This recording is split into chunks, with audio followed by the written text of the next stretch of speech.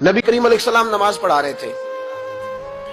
जोहर की नमाज थी या असर की नमाज थी, सही मुस्लिम में मौजूद है। हजरत अबू हुरैरा फरमाते हैं नमाज पढ़ाते पढ़ाते नबी पाक ने कदम आगे किया, नमाज पढ़ाते पढ़ाते कदम आगे किया और यूं हाथ उठाया फिर वापस कर लिया।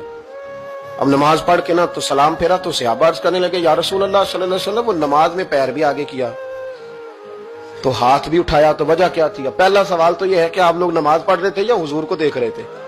तो सहाबा तो पहले ही बताते हैं कि भाई हम तो पहली साफ में नमाज इसलिए पढ़ते थे कि नमाज भी होती रहती थी और चुपके चुपके महबूब की दीद भी होती रहती थी। हुजूर से पूछा या रसूल अल्लाह, वो नमाज पढ़ते पढ़ते कदम आगे बढ़ाया आपने तो फिर पीछे कर लिया, क्या था? और हाथ उठाया तो फिर आपने नीचे कर लिया। तो नबी करीम फरमाने लगे नमाज पढ़ाते पढ़ाते जब मैंने कहा ना समी अल्लाहु लिमन हमीदा, अचानक मेरी नजर उठी तो जन्नत में चली गई। नजर उठी तो जन्नत में, तेरे लिए 2-4 कदम अर्श बरी है।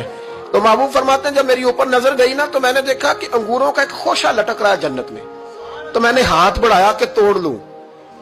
हुजूर खड़े हैं मस्जिद नबवी में और फरमाते हैं कि मैं यहां खड़े होकर हाथ ऊंचा करूं तो मेरा जन्नत तक पहुंच जाता है। फरमाया मेरा इरादा हुआ कि वो खोशा जन्नत का तोड़ लूं और जरा मैंने पैर आगे बढ़ाया ही था तो मेरे दिल में ख्याल आया कि जन्नत राज है तो राज ही रहनी चाहिए, ये राज खोल गया तो मजा नहीं आएगा।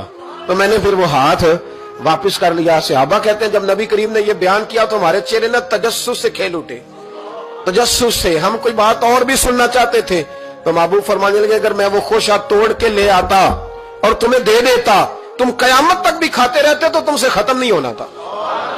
ये सही मुस्लिम की हदीस है। ओ भाई, मेरे रसूल करीम के वाकया मेराज पे शिकवा करना, कहना समझ में नहीं आती कैसे गए थे।